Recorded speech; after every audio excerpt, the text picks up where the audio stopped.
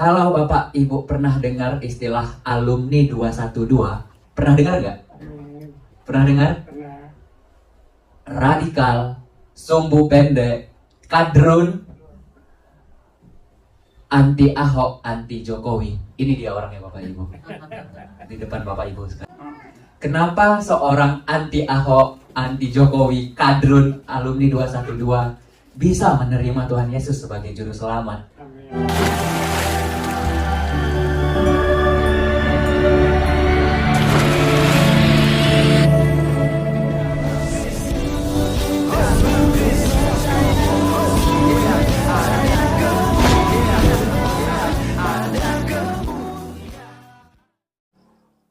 Salam Elechem Bisem Yeshua Hamasiah. Salam damai sejahtera di dalam nama Tuhan Yesus Kristus untuk kita semua. Teman-teman sekalian, kali ini kita akan mendengarkan satu kesaksian hebat dari seorang kandrun gitu ya. Alumni 212 katanya, yang sangat membenci Pak Ahok dan juga membenci Pak Presiden Jokowi. Akhirnya menerima Tuhan Yesus Kristus sebagai Tuhan dan Juru Selamat pribadi. Dan ini saya ambil dari channel Kesaksian TV. Teman-teman sekalian, luar biasa sekali. Ada 3 hal yang membuat dia bisa menjadi seorang Kristen. Yang paling luar biasanya adalah karena dia melihat kesaksian dan mendengar apa yang disampaikan oleh Pak Ahok, yang mengatakan bahwa jika kalian menjolimi hak saya, makanya kalian lawan adalah Tuhan Yang Maha Esa, dan saya akan buktikan satu persatu akan dipermalukan nanti. Teman-teman sekalian, dia merinding, dia tertegun, dan akhirnya dia menjadi seorang percaya. Ada banyak alasan lain, dia menguji Tuhan, dia menguji apakah Tuhan itu benar-benar ada, apakah Tuhan Yesus adalah Tuhan dan Juru Selamat. Dia uji semuanya, tapi semuanya akan terbukti dengan cara Tuhan. Akhirnya dia menjadi seorang Kristen. Oleh karenanya teman-teman sekalian, mari kita dengarkan kesaksiannya berikut ini. Yang terkasih dalam Tuhan Yesus, terima kasih buat kesempatan untuk bersaksi di hari Raya Paskah ini. Kalau Bapak Ibu pernah dengar istilah alumni 212, pernah dengar nggak? Pernah dengar? Radikal, sumbu pendek, kadrun, anti Ahok, anti Jokowi. Ini dia orangnya Bapak Ibu. Di depan Bapak Ibu sekarang. Kenapa seorang anti Ahok, anti Jokowi, kadrun, alumni 212 bisa menerima Tuhan Yesus sebagai juru selamat? Amin. Ada 3 alasannya buat hidup saya pribadi Bapak Ibu. Yang pertama itu sumpah Ahok. Ada yang ingat sumpah Ahok di hari pengadilan ya Bapak Ibu? Saya yang demo hari itu Bapak Ibu, pingin Ahok segera dimasukkan ke dalam penjara. Kita mendesak. Begitu dengar sumpah Ahok di bulan Mei 2017, merinding saya Bapak Ibu. Kalau orang lain biasanya di detik-detik akhirnya itu kebanyakan menangis, tapi Ahok tidak. Ahok lantang, merasa dijalimi dan bersumpah satu persatu akan dipermalukan. Merinding saya waktu itu Bapak Ibu. Begitu dengar itu, saya tanya ke Tuhan saya, ya Allah, siapa yang ngasih iman ke Ahok? Kok kuat banget ini orang? Kami jutaan orang loh, demo di Monas Bapak Ibu, berjilid-jilid. Bapak Ibu semua tahu, semua orang tahu kejadian 212 tahun 2016. Semua orang tahu politik Indonesia, sejarah kelam untuk pilkada DKI. Tapi saya termenung. Sorenya saya buka Twitter Bapak Ibu. Saat saya buka Twitter, saya lihat ada satu gambar. Mohon izin saya dari laptop saya.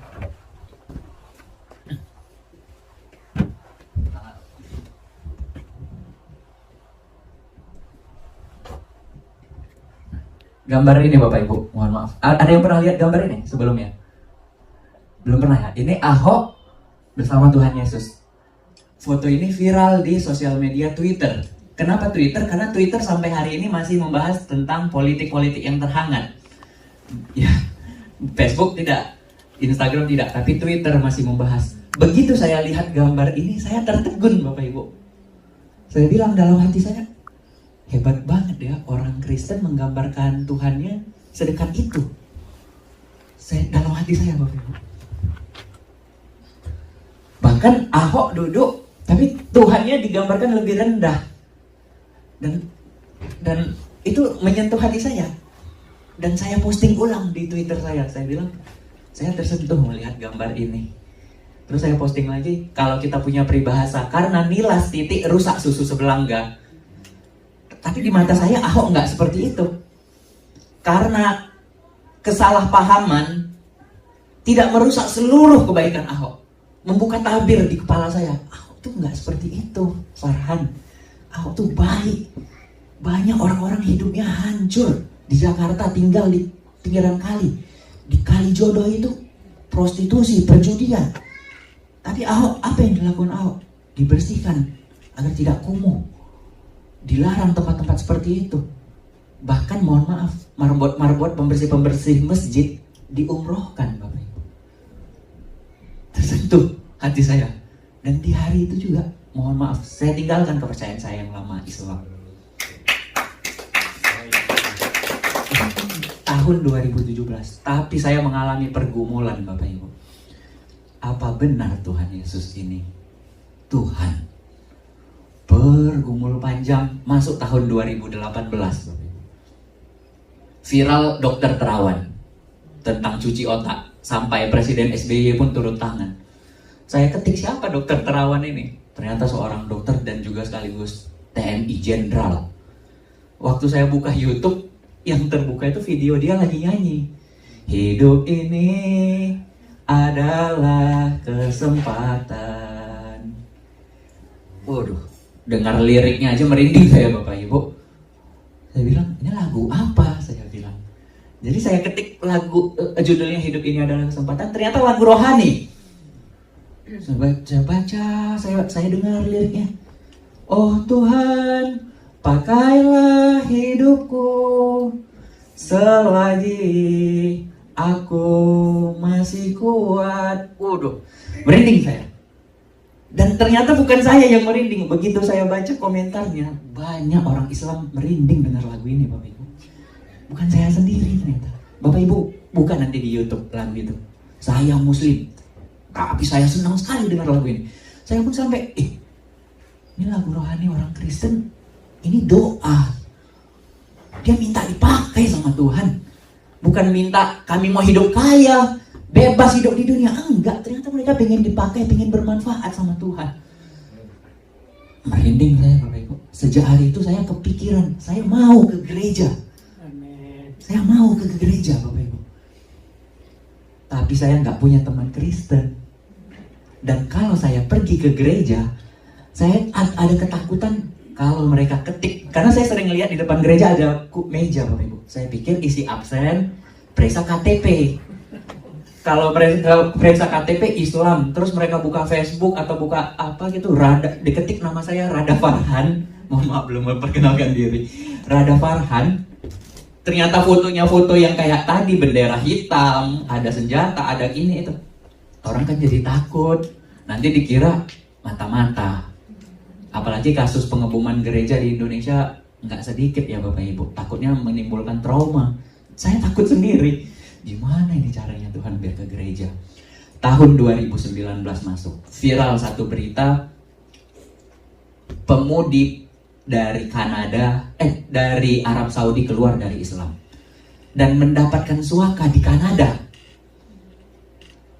Saya pikir karena saya udah keluar dari Islam, saya coba. Saya ketik Kanada di Google. Yang muncul, Kanada butuh tenaga kerja 1 juta imigran. Saya pikir, wah ini kesempatan ngerubah nasib juga, saya pikir. Saya telusuri Bapak Ibu tentang Kanada.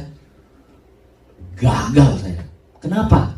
Syarat pertama tuh IELTS, minimal poin 5. Syarat kedua, duit. Nggak ada duit, nggak jadi apapun. Kalaupun ada duit, nggak kepikiran saya ke Kanada, Bapak Ibu. Hidup aja kita di Indonesia. Ya kan? Nyerah saya. Tapi saya tiba-tiba dipertemukan dengan orang yang mau ke Kanada, Bapak Ibu. Ternyata mereka orang Kristen. Hingga satu waktu mereka tanya, Farhan, agama kamu apa? Saya bilang, saya nggak percaya Tuhan. Saya bilang waktu itu. Kalau gitu kamu saya ajak ke gereja besok. Gimana? Ayo. Dalam hati saya, ini yang saya tunggu lama. Saya bilang Bapak Ibu. Jadi pergilah kami ke gereja. Ternyata gerejanya ada di dalam mall. Saya bilang, kok kita ke mall? Di lantai paling atas itu gereja, kata dia. Muter, pusing kepala saya, Bapak Ibu. Pusing, naik mobil pusing. Tapi begitu masuk gereja, hilang pusing saya. Kenapa Bapak Ibu? Ceweknya cantik-cantik. Iya, ceweknya cantik-cantik. Waduh, hilang pusing saya, langsung ke kamar mandi. Sama kayak waktu kesini, tadi saya nggak langsung masuk ruangan, kamar mandi dulu. Kaca bersih ya kan, baru kita cari.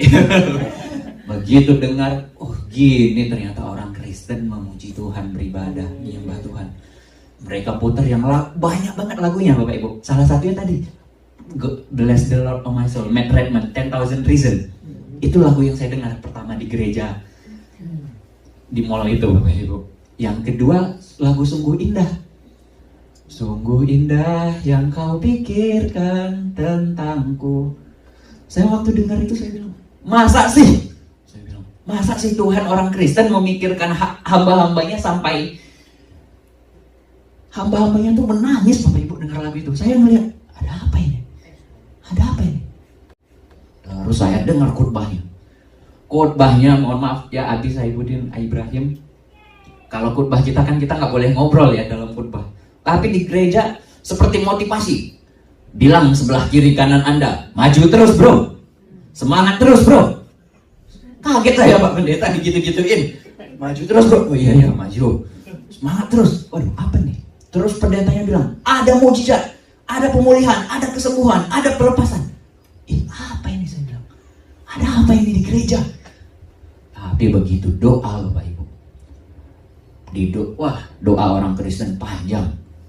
Dari harga bahan pokok, polisi, tentara, orang-orang kerja di rumah sakit, petani, sampai Presiden Jokowi juga didoain di gereja. Tertegun saya. Yang lebih bikin tertegun, Wakil Presiden Ma'ruf Amin didoain. Wakil Presiden itu tokoh Islam banget Bapak Ibu, ketua MUI, mantan ketua MUI. Waduh, orang Kristen doain orang Islam sampai sebegitunya. Saya nggak pernah dalam sejarah saya beragama sebelumnya mendoakan orang Kristen Bapak Ibu. Tapi orang Kristen doain.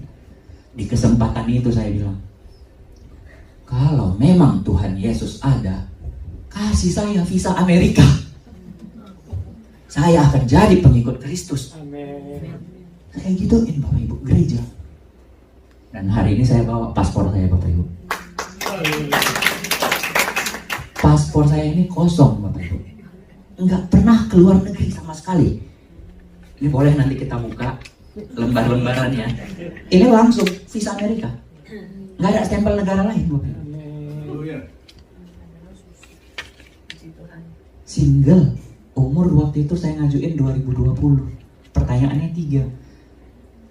Kamu single? Iya. Pernah keluar negeri? Amerika yang pertama saya bilang. Padahal belum diterima, tapi saya sontak gitu.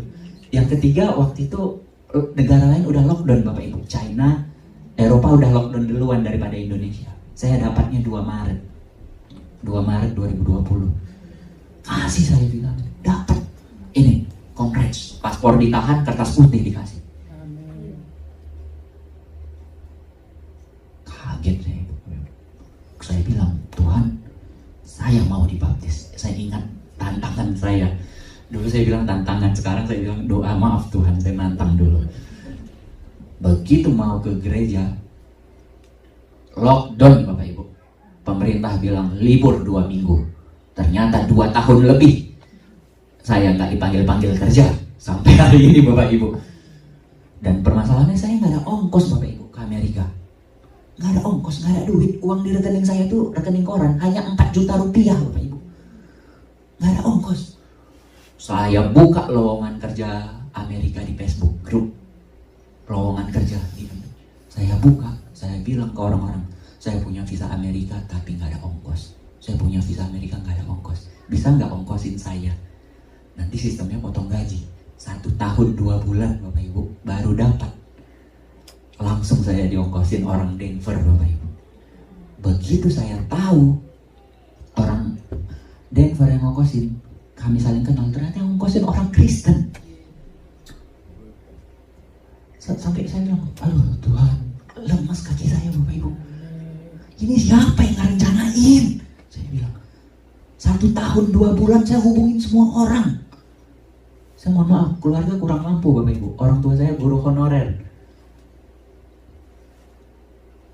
Saya bilang, siapa yang ngerencanain Tuhan? Begitu sampai Denver tahun 2021 bulan Mei. Jadi bulan depan ini saya 2 tahun Bapak Ibu di Amerika. Begitu sampai Denver saya langsung ke gereja dan dibaptis.